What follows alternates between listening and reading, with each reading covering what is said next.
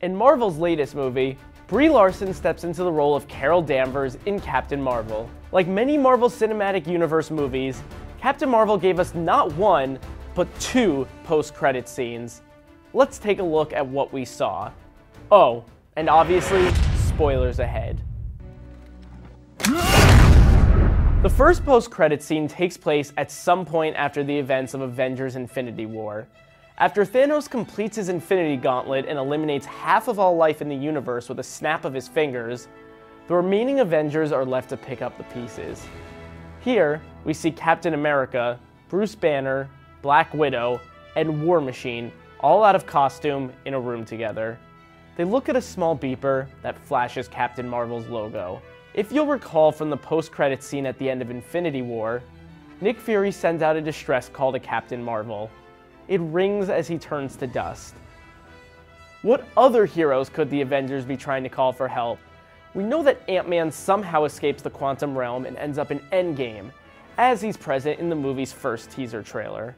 Ant-Man, I know you know that. During this post-credit scene, the signals go blank. Then suddenly, Captain Marvel pops up. "Where's Fury?" she asks, before the scene cuts to black, seemingly unaware of what Thanos has done. This post-credit scene is a great teaser for Endgame, but it also leaves us with a lot more questions than answers. Captain Marvel takes place in the 1990s. When and where was Captain Marvel when she got Fury's distress signal? Was she leaping through time and space when the Thanos snap happened? Now, it's no secret that Captain Marvel will meet up with the surviving Avengers in Endgame. And no, we don't get to meet any new characters in this scene. But getting to see Carol Danvers in the same room with them is a huge deal and a long time coming. Oh, you want to get personal. Following in the footsteps of a few other Marvel movies, the second post-credit scene in Captain Marvel is more of a gag. Well, a literal gag. In the first Avengers, the second post-credit scene features the gang eating shawarma to reward themselves for saving the world.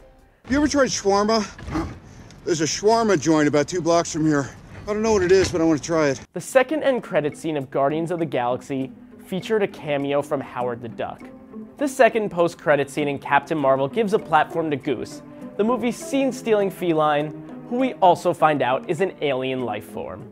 Aren't you the cutest little thing? Goose's most dangerous weapon is a pair of tentacles that pop out of his mouth, capable of swallowing humans whole. At one point, he also swallows the Tesseract, which has been an object of intrigue for many characters throughout the Marvel Cinematic Universe. During Captain Marvel, Nick Fury takes quite a liking to Goose.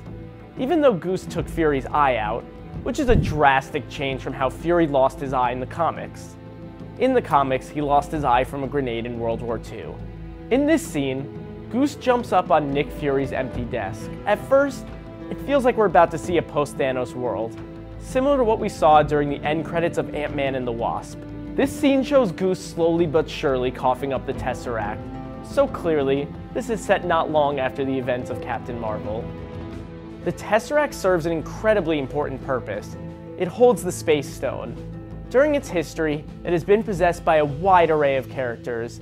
In Captain America: The First Avenger, Red Skull briefly holds it. Howard Stark then locates it deep in the ocean at the end of that same movie, in the wreckage of Captain America's plane. In Thor, it's in S.H.I.E.L.D.'s possession. Loki briefly gets it in the first Avengers. Most recently, it was in Thanos' possession along with the rest of the Infinity Stones.